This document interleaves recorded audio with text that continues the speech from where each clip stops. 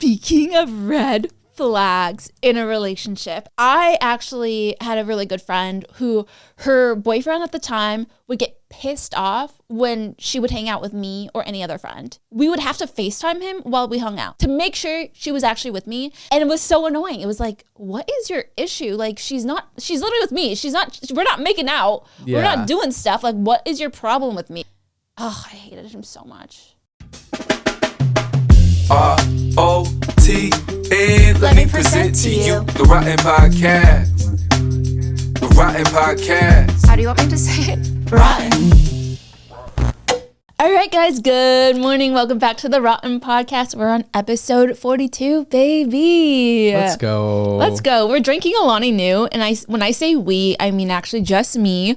I think I drank this last time, but this is the Kim-Made. It is so freaking good. I literally crave it. It's very good. And it's so unlike me. Yeah, I've made a switch from drinking coffee in the afternoon to drinking like energy drinks like that. You've also made a switch from drinking coffee to drinking boba. No, on occasion, Yes. but not that often. So there's a spot in LA called Chicha Sanchen. If you guys have never heard of it, it is like the only boba spot that has the equivalent of 3 Michelin stars. Their original location is in Taiwan. They brought 3 locations to the United States, 1 in Seattle, 2 in LA, and it is like the best boba I've ever had in my entire life. And even Matt craves it, which is so unlike him. It's very true. It's very true. The other day you're like, do you want to get chicha? And I was like, yes, let's do it. Let's do it. We've had such a reverse in roles. You're like asking me about going to the gym, saying you need to eat more protein, and I'm over here eating candy and asking about boba. Look at the influences. I will say, I don't know if you guys have noticed because I don't post Instagram photos as often anymore, but I have gained weight, which is fine. But I don't even feel like I've gained weight because I've gained weight in all the right places because of protein. I feel like my hips have gotten wider, my butt is bigger, my abs look stronger. Look at you listening to me for a change. Look at you listening to me for a change. Eating candy and boba. But I don't like notice at all when you say that you gained weight. Like I can't. I mean, I notice definitely in your hips and your butt, which is good. But I don't see it anywhere else. Like when you're like, oh, I gained weight, and I just literally cannot see it. Yeah, I think I don't want to trigger anyone, and just like we're going to maybe talk about this for a little bit, but I used to be 92 pounds last year. That's insane. Yeah.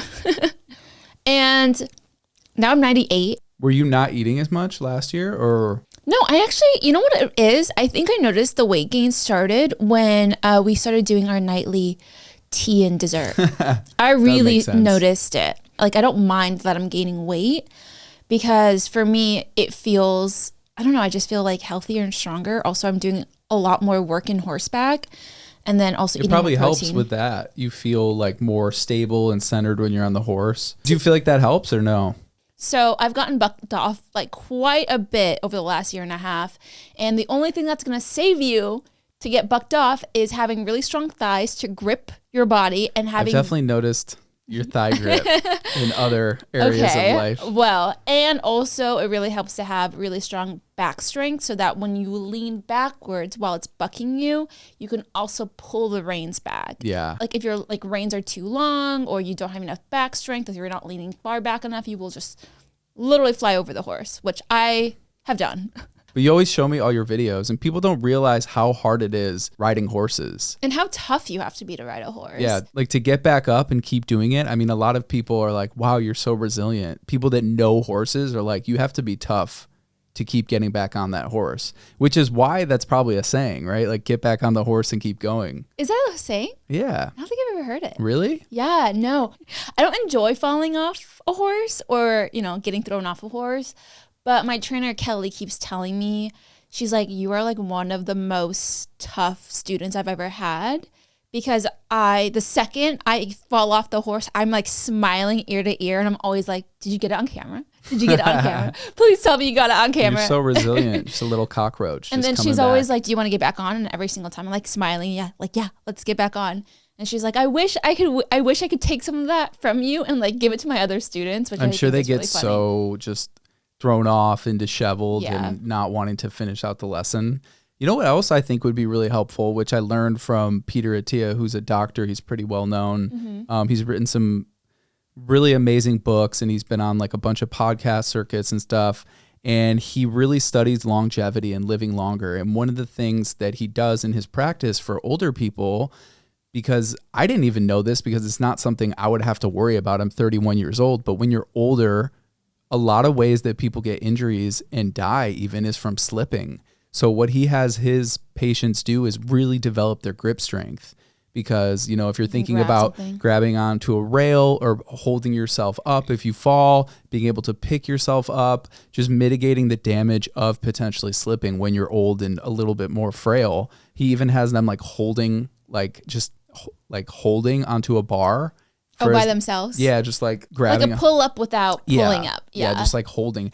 I'm sure if you developed your grip strength too, that would maybe help, right? Like with the reins, feeling a little bit more. Or is it not? Me grip. It's not even the grip thing. It's me pulling backwards like so this. Back, so rows and stuff would make you. And they're like 1,200-pound horses that are incredibly strong. So they will like move their head and shake it to like get you to like loosen up on the reins. But I think a lot of people look at people who ride horses as if they're abusing them, because if you watch me ride, you see me holding a crop or a whip and then kicking my horses on the belly.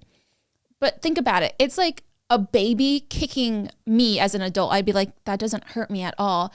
But I'll give them my attention if they're annoying and pestering me. And that's really what I'm doing when I'm riding my horse. I'm like pestering them to do what I want them to do. It doesn't really hurt them.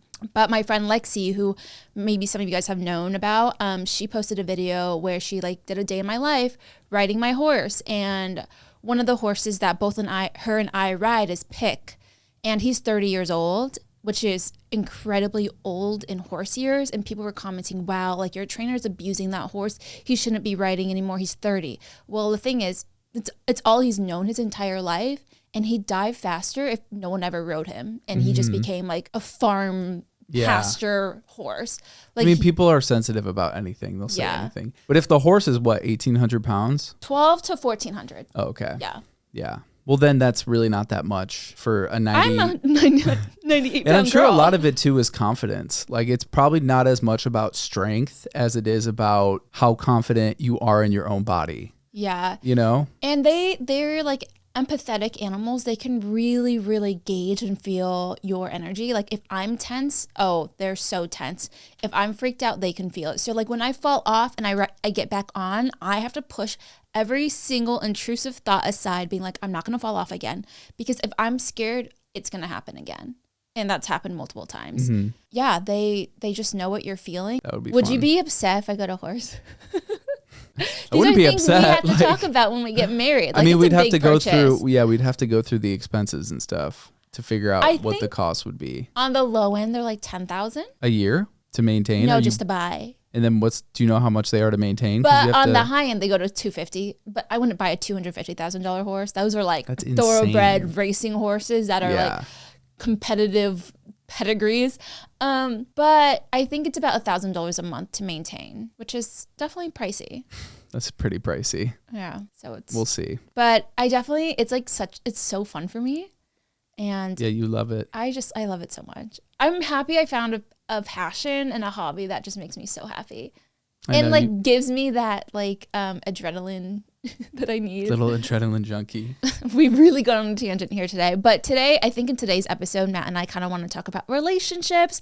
I mean, we've been together for 5 years. And the last episode we put out, it was me and Mickey talking about friendships and how not a lot of people talk about friendships. And I thought it would be really fun to do the kind of same video, but about relationships, green flags in relationships, red flags in relationships, signs you're not in a good relationship, sign you should freaking leave, or how we've been able to make it to the 5-year mark and not hate each other. True. But not even just hate each other. I think something we both pride ourselves on, and people obviously don't see behind the scenes, but we have so much passion and genuine love for each other. And that feels rare, where when you're with someone for 5 years, you get so excited to still hang out with them and spend time with them. I'm not saying it's unheard of or it's that rare, but it's not a very common thing. I think most people going through the motions of life and in and out of relationships, you always wonder, you're like, am I going to get sick of this person? you know? And I think we've gone through so much in our relationship and so much growing where we've really figured out how to have a very healthy, stable, passionate, loving relationship that we both appreciate so much. And I think it would be great to talk about that, because to get there, you definitely have to go through a lot of ups and downs, and you have to grow a lot as an individual. And I think we've gotten to a really good place over the past couple years. And in the last part of that is like, we both are so annoyingly needy for each other's time. Mm-hmm. And I feel like that's crazy to have a friendship even of 5 years where you're spending so much time with that person and you can't wait for them to get home. You can't wait for them to be done with work so you can spend time. And it's like, I'm so proud of us for that, because you do kind of have those fears and thoughts when you're in a relationship and things are going good and it's new and you're like, what's going to happen in the future? What's going to happen in 3 years? Where will I be in 10? And I think a lot of people are scared about being in long-term relationships. And I know even my older sister, she recently got engaged, like pretty much after us. And I remember having a conversation, and, you know, she's been affected by my parents' divorce, and she was just a little worrisome that what's going to happen in 10, 20 years? Like, will I still love this person, you know? And I think, first of all, you can't think that far ahead. You have to really just take the day to day. Yeah. But I totally get that fear. I think even getting engaged, it's like, it's such a scary commitment. Yeah. And it's not one that either of us take lightly at all. Yeah. I think there's a lot of thought and work that goes into being happy and staying happy in a relationship. And for us, it didn't come easy. At one point, I think we've talked about this, like Matt and I went to couples therapy for over, like, I would say a year and a half. Not even, I don't even know. I think, time flies so fast. I think a year and a half. Yeah, I think a year and a half.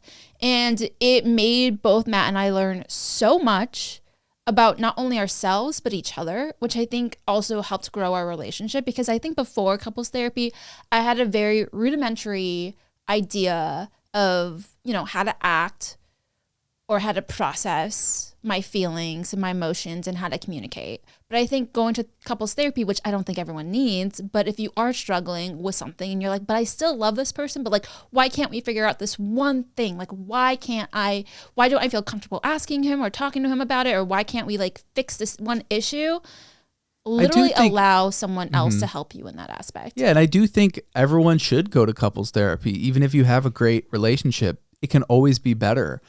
And I was thinking about this the other night. I'm like, I think I was just having a high thought. I was laying in bed and I honestly was just sitting there so happy, like, cause we spend so much time together and it brings me so much fulfillment.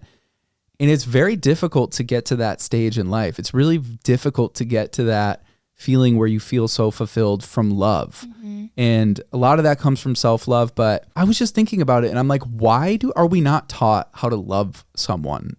Like, we get taught everything in life almost. I mean, there's a lot of things they don't teach in school, but they teach so many different things, but they don't teach you about relationships like or social love. Connections, yeah. Yeah, but that seems like such an important part about life, because no matter how successful you are, no matter what you're going through in life, you're always going to value and cherish your relationships, because you could be having an incredible, successful career and be making tons of money, but if you have no one to share that with, or no one to go home to, you're going to feel empty. I don't think you need a partner to be happy, though. Like, no, I don't. And I'm not saying a partner. I'm saying friendships, relationships in general are the most valuable thing of life, because if you don't have that sense of community, right? They study these blue zones where people live so much longer. And one of the common denominators in those blue zones is very strong sense of community. Oh, that makes a lot of because sense. Because your quality of life is so much higher when you have a community, when you have family, when you have connection with people.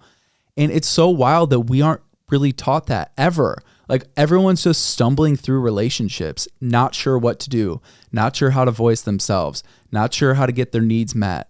And no one is taught. And it's like, go to therapy to learn. And it's like, ooh, stigma. Mm-hmm. And it's like, but everything else has someone you can call to get help for, like customer service or an accountant, or you get a mentor, or you get a tutor, or whatever it is in life. We have all these facilities that feel so normal, except for like love and relationships.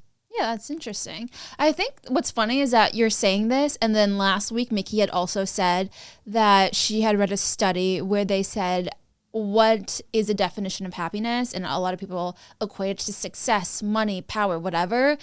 What it really actually boils down to is the quality of your connections and relationships with your family, your partner, your friends, or your coworker, whoever it is. It's like your quality of your connections, which makes sense why the blue zones happen in places where there's a huge sense of community, which I think is very much lacking in like big towns like LA. Yeah, in American culture in general. I think it's more in the South. Like, I feel like in the South, at least my perception of it But I don't think they live long because they also don't eat very healthy.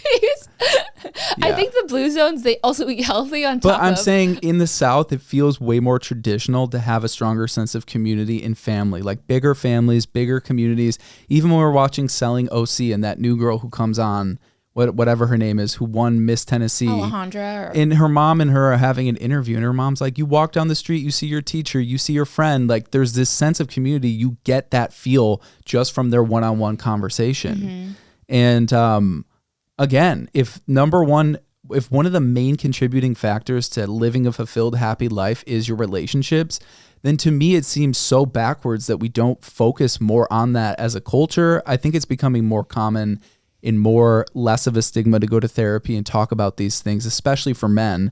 But it's wild that we really don't have those facilities to work on that. Yeah. Because I think that would save so many people from wasting time in life, not knowing how to communicate in a friendship, not knowing how to get your needs met. That's a very high thought. How do we equate that to like signs of a bad relationships? Like, like red flags, green flags. Aside from the flags, I think the number one thing that is most valuable for a healthy relationship, whether it's a friendship or a romantic partner, is loving yourself and being aware about yourself.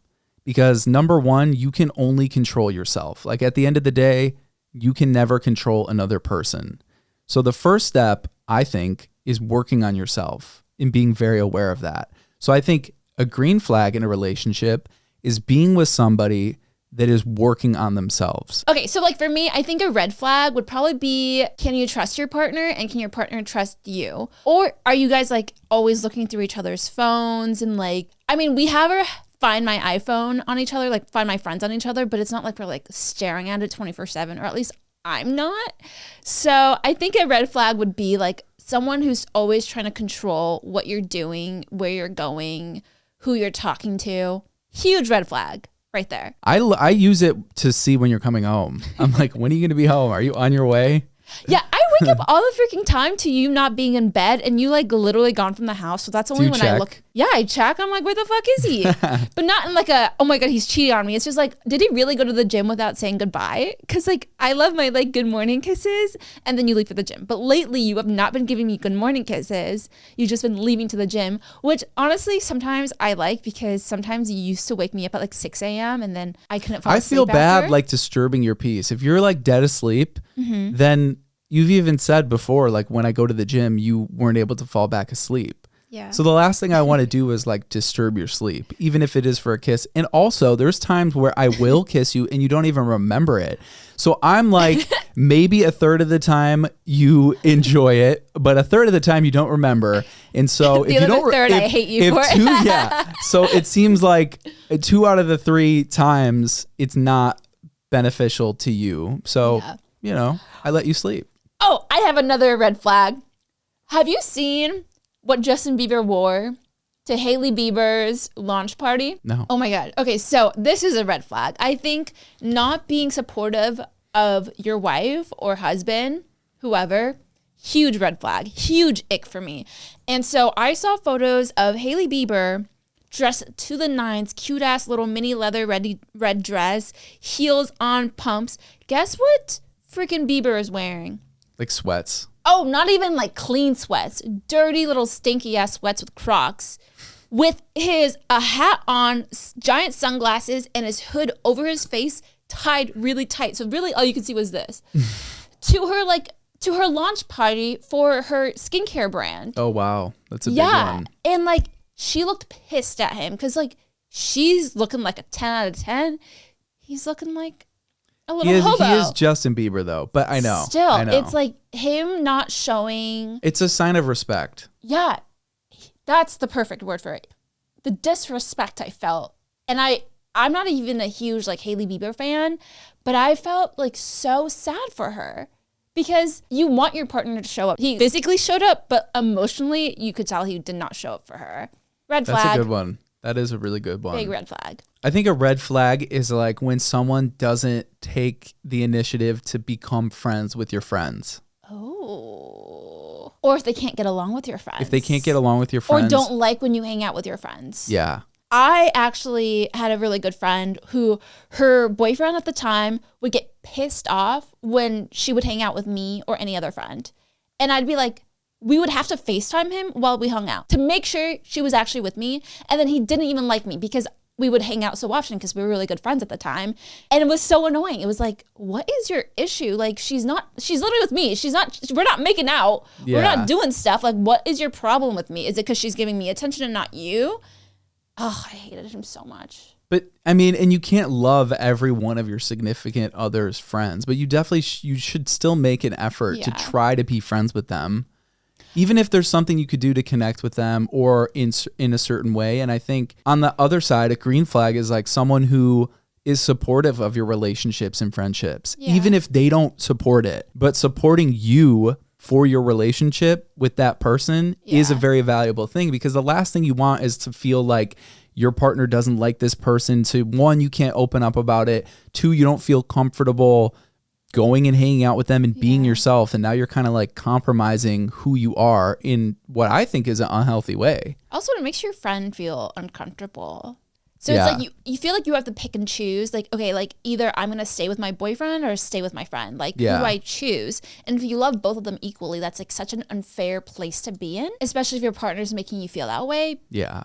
But if it's a valid reason, like this person's really rude, like they don't have manners, they I don't know, like stole money from like another friend. Like if your partner has a valid reason as to why they don't like them, valid. Yeah. If there's like no reason at all and they just don't like you hanging out with anyone because they want to control you. Bad sign. But also, I mean, even on the person, like I'm sure I have friends that you don't really like that much. It's not like you like everyone, right? And the same is true for you. I actually really like your friends. Yeah, and I really like your friends too. But I'm just saying, even if someone isn't like my type or someone that I want to spend time with, those are things I just keep to myself. But it's the effort. Yeah, it's the effort for sure. Like if I made the effort to try to be friends with this person and spend the time with them, but maybe deep down I'm like, I don't really like them that much, but I'm not going to tell you that. Yeah. Because what good does that do? Again, you're going to be like insecure about it. You're like sitting there being like, who does he not like? No, there's not like one person. I can think of one person, but I've also come to realize that person was like really rude because they would stay over at our house and like you haven't been friends boxes with that person for like years. Yeah.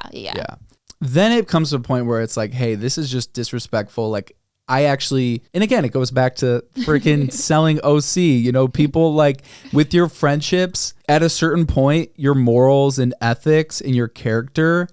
Sometimes if someone's like living a lifestyle that or acts a certain way that you genuinely don't want to associate with, then that's a different story. Speaking of red flags in a relationship, and this isn't always a red flag, but if your partner has a lot of friends from the opposite sex. Yeah. Now I'm only saying this because of, if you guys haven't seen Selling OC, Tyler is like the main guy. Like everyone fucking loves him. And he's like 7 friends that are girls. And every single one of those girls are trying to make out with him while he is married. So like, I'm not saying that like, you know, every single one of your like friend that's the opposite sex is like trying to get with them. But if they have a lot, like, I mean, a lot of friends that are the opposite sex and they're a little too close with them, I'm going to say red flag. Yeah. I think it's normal to have like 1 or 2 best friends that are like the opposite sex. Like Brett and Brian for me are like my best guy friends. But like, there's no like chemistry, like literally like at all.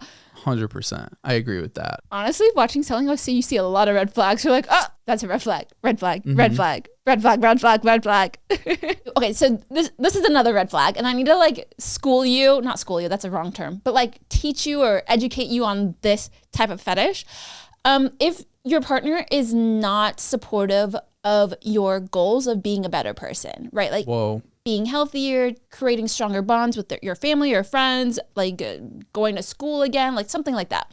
And I'm only bringing this up because there is a fetish called feederism. Have you heard Feederism? of feederism? There's an ism for everything. Okay, feederism is a fetish of dating someone and overfeeding them till they get fat. Feeding fetish. It's a feeding fetish. Oh, I thought to you the said feederism. I have poor Well, pronunciation. you threw me sometimes. off because of what you said before that about someone who doesn't support your goals. So I thought it was going to be some weird fetish where it was like someone has a fetish of being with someone and then like secretly plotting against them or not supporting them. No. Feederism is a fetish of overfeeding your significant other and like watching them overeat. Like literally just like being like, are you hungry? Well, you should eat because I made this food for you. And then like that person isn't eating, but they're like shoving you food down your throat to the point where like either you die or you're like super literally obese. That's insane. And I only heard about this because there's a girl who was dating a guy that was into feederism and she didn't realize it until she's tried to start losing weight. Like she had gained like 100 pounds dating him. And then when she's tried to start losing that weight, he was so against it, so pissed at her, was always pissed at her if she said she was on a diet, pissed at her if she was like eating like a healthy meal. And the only time she found him ever happy was when she was eating unhealthy. And she also said that he would never eat when she was eating. It was always like he would ask her. So this is a real fetish or is this a specific like person? No, that's a real fetish. Wow. It's called feederism. And we actually watched it with James. Yeah. On 600 Pound Life. Yeah. Who has sadly passed away now, where his wife or girlfriend kept just feeding him. She's like, all right, it's time to go. Yeah. I'm just going to. Like he gained weight on 600 Pound Life. My 600 Pound Life when you're supposed to be losing weight. And even the doctors were like, he's only gaining weight when she's around. So she was like into feeding him. Sneaking him like fast food. She was trying to kill him. Yeah. Which is kind of like this fetish. That is so weird. I think another. So that's a red flag. I think another big red flag is when somebody doesn't make an effort with your family or makes you feel like they don't support your family as much, whether that be like coming to plans or whatever it is. Like, yeah, I would say that's a red flag where, you know, you invite your significant other to family events and they're always like, nah, I don't want to do it. And I get it if it's like a lot, if it's like a multi-weekly thing. Yeah. But I think if it's like a few times a month, totally normal. Yeah. To want to see your family and have your significant other with you. Yeah, you should be trying to bond with that person's family. I mean, that is such a huge part of who they are. That's a huge part of their life. They'll always be in their life, hopefully, if they have somewhat of a healthy relationship with their family. So your significant other should be putting in effort to build good relationships with your with the other person's family. Yeah, I agree. I think it takes time to get there. Yeah. I think it takes like a few years for you to feel really comfortable to come often. Yeah. But, you know, it goes back to just being in a relationship again is hard because you have to put yourself out there. You have to put yourself in so many uncomfortable situations. And that's definitely one of them. I mean, I think we all remember the time we've met our significant other's family for the first time, you know, because it is uncomfortable that you're afraid how they're going to, you know, if they're going to judge you, if they like you, you don't want to disappoint your partner. But even aside from how difficult and challenging it might be, you should still be putting in that effort. And so my flag is like, you're not putting in the effort or you don't care to at least try. How did you feel when you first met my family? What were you feeling? I mean, I met your sister like in the first week or two of us dating. So that kind of was like an icebreaker because I really like Tree. I love both of your sisters so much. So meeting her right away, I was like, okay, I'm starting to like inch my way a little bit in. And she was so cool. And like, I felt like we hit it off. Like we were outside, like taking like a couple shots or whatever. And you were like, come in, whatever. Yeah. I actually got annoyed at you that night. Yeah, I know. Did you? Yeah, because I was like telling her it's okay to smoke a cigarette. Yeah. Yeah. So Tree is my sister who likes to smoke cigarettes when she's drunk. I don't know if she still does that, but at the time she was wanting to, and I'm just so grossed out by cigarettes. And when you said that to her, I was like, oh, this man has smoked cigarettes before. And I was just actually really disgusted. I was like, okay, well, fuck tonight, and then bye-bye. Yeah, but then I met Tammy. Have you ever smoked a cigarette while we dated? Never.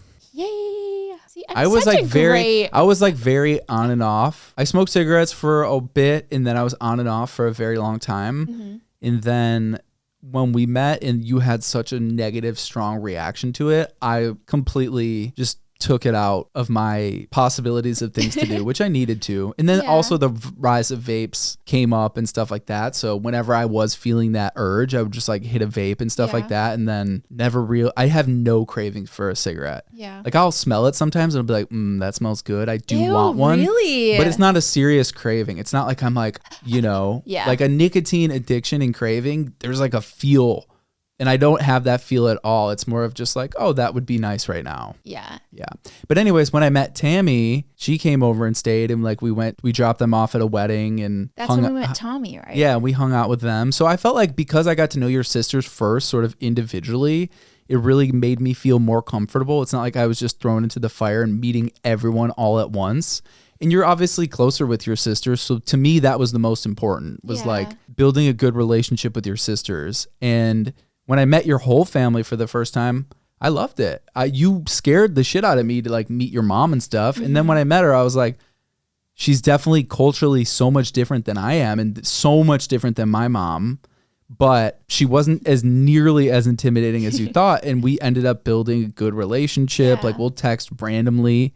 And like, I think she really likes me. And I really enjoyed meeting your family when we went for Christmas. Yeah.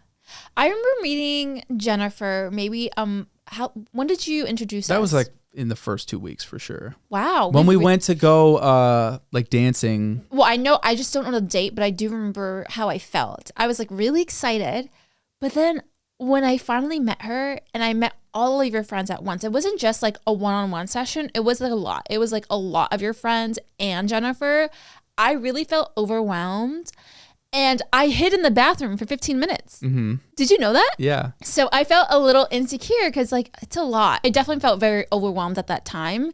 And you were talking to your friend Celeste, who was a girl. And I didn't think like you guys were like dating or anything, but like you guys were such good friends that it was me, you and her, but you guys were just talking. And I felt so not included in the conversation. That's always uncomfortable. That I was like, what am I doing here? Like, I feel weird. I'm just like standing there. No, I just felt like I was just standing there butting into your conversation instead of feeling like I was a part of the conversation. It wasn't like you guys were trying to exclude me. Yeah, no, I get that. I was being really bad at including myself. Yeah. So then I literally ran into the bathroom. I didn't run. Okay, I walked into the bathroom, pretending I needed to pee.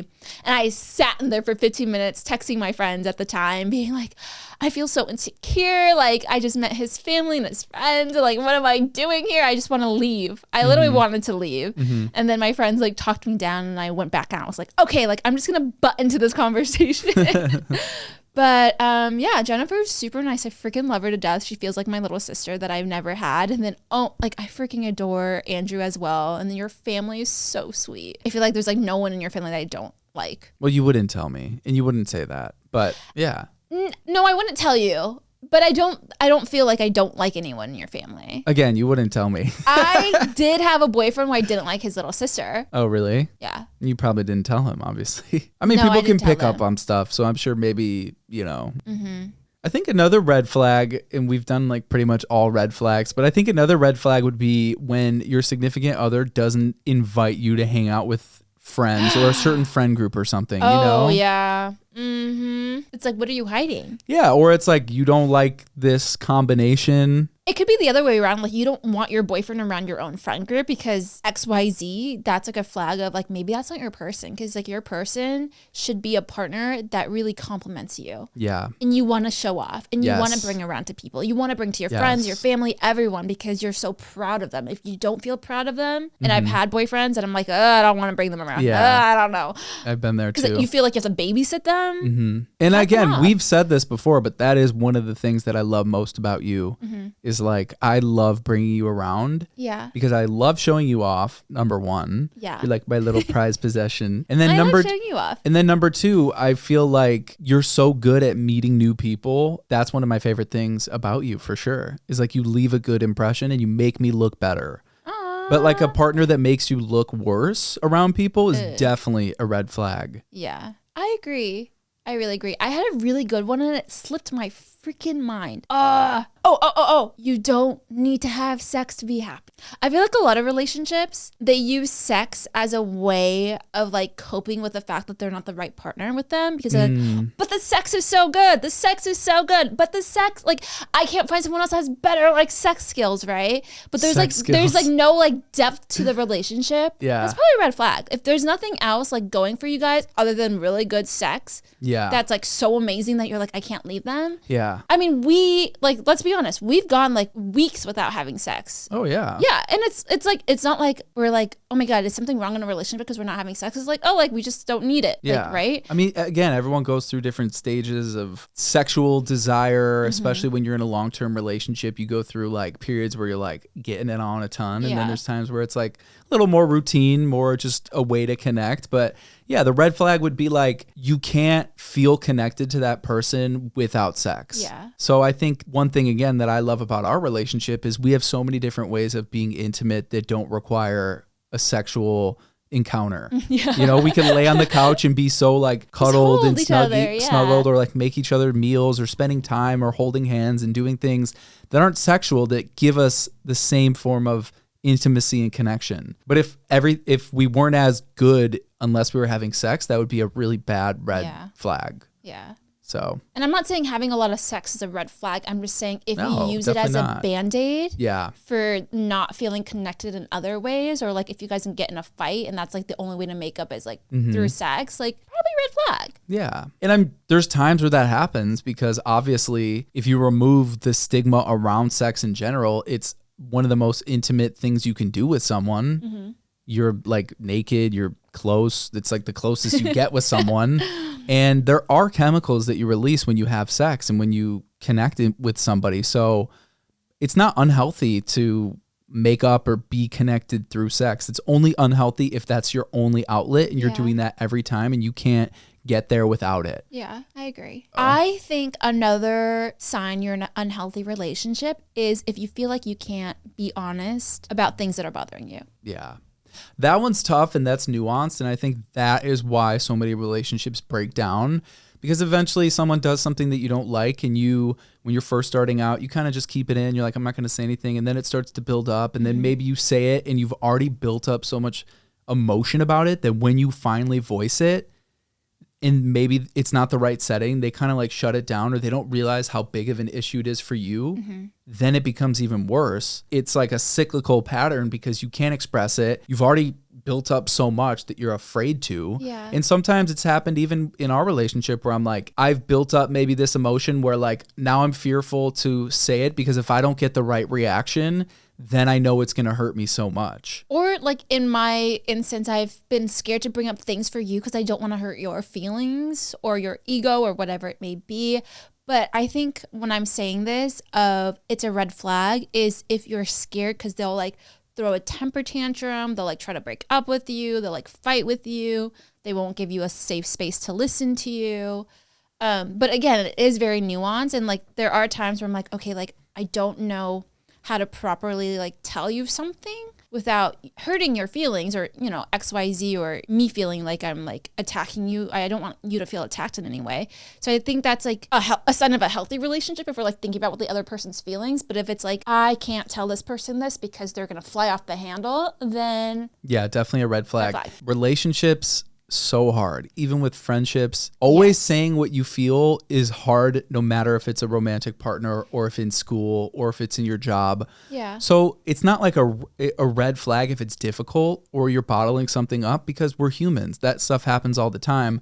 But it's all about how, one, you communicate your feelings. It's all about how, are you able to deal with this on your own, or is it something that really bothers you where you need to voice it because it's just going to eat you alive. So I feel like there's so many personal things you can do in that situation. First, I think helping is like talking to someone about it. Maybe that's not your partner. Like, yo, have you ever experienced this? Like, this bothers me or whatever. Maybe sometimes you just need a vent. Yeah. I think that's like a healthy outlet, is differentiate the difference between just needing to vent about something versus really needing your partner to acknowledge how you're feeling.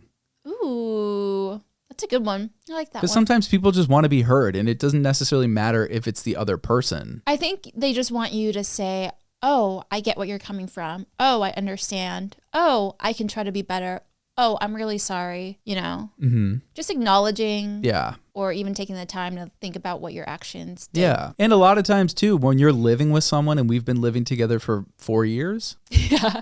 Holy shit. That's the longest I've ever lived Even with if it was anyone. just a roommate. Yeah. Sometimes you have to really weigh pros and cons. Like you do things that I don't like and I do things that you don't like. Like I'm loud. I might leave a little mess here. I might not do this. And then there's things that you do. And so sometimes you have to. I'm too quiet. I leave a little bit of a mess.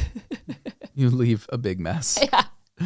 But in a different way. You leave messes in different ways. Yeah, You're yeah. messy. I'm dirty. Yeah. Like you leave. I'll leave like a stain, stains? but I won't leave like a Clutter. Yeah, if it's like an empty box of Cheez-Its, it's automatically going in the garbage for me. For you, you'll have empty box of Cheez-Its like on the couch or in your room or whatever. Yeah. Yeah. But it's not But dirty. I won't have There's like no tea crumbs. stains or. However, you have been getting a little dirtier lately, turning into me with crumbs. I've become we are like rubbing off each other on know. like certain ways. I don't mean like you're a slob, but like when you eat, you do have things like fall out of your mouth.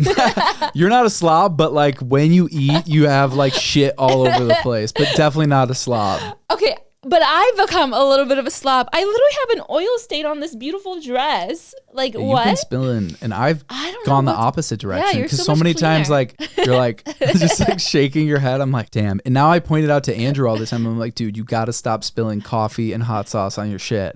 Like, yeah. So again, back to what I'm saying. Sometimes you just have to weigh the pros and cons of like, should I bring this up? A lot of times too, it's like, you could be dealing with something else and then these little symptoms get exacerbated by other things that you're feeling. So again, it really comes down to checking in with yourself. You're like, okay, like I'm actually really mad because I don't trust him. But then these little crumbs are annoying the crap out of me. So I'm going to get really mad about the crumbs, but not like the Yeah. fact that I don't trust him. Yeah, totally. That's a good one. Yeah, that's a good one. I really like that one. I think we have like some really good signs if you're in a healthy or unhealthy relationship. Let us know down below any other signs of an unhealthy relationship. I think people definitely have different definitions of like what is healthy and unhealthy. Again, we are not experts at all.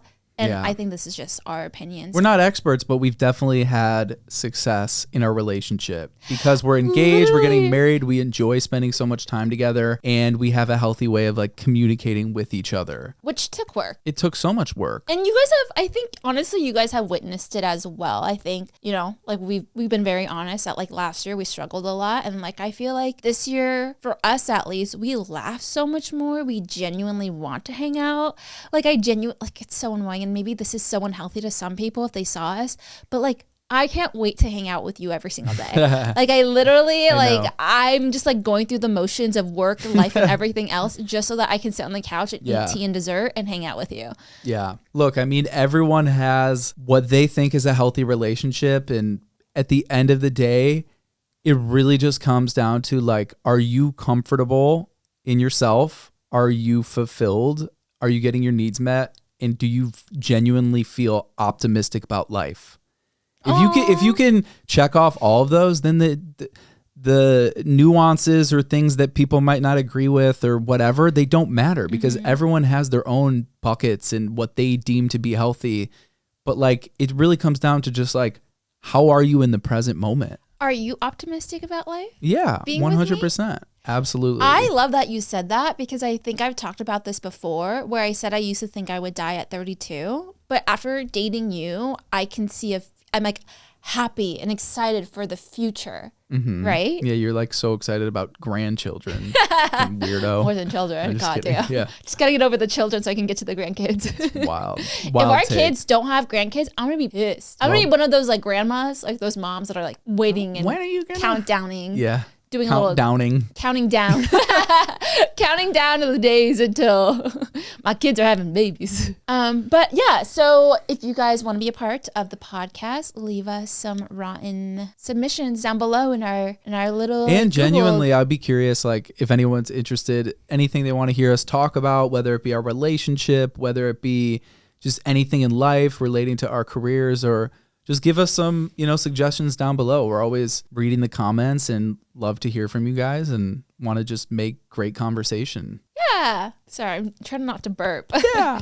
That Kim-Aid, man, is making me burp like crazy. All right, guys. Well, that is it with tonight's episode of the Rotten Podcast. If you guys haven't already, give us those 5 stars, baby. And leave us down in the comments below other signs of an unhealthy relationship. Love it. All right, guys. See you next Tuesday. Bye, guys. Bye, guys.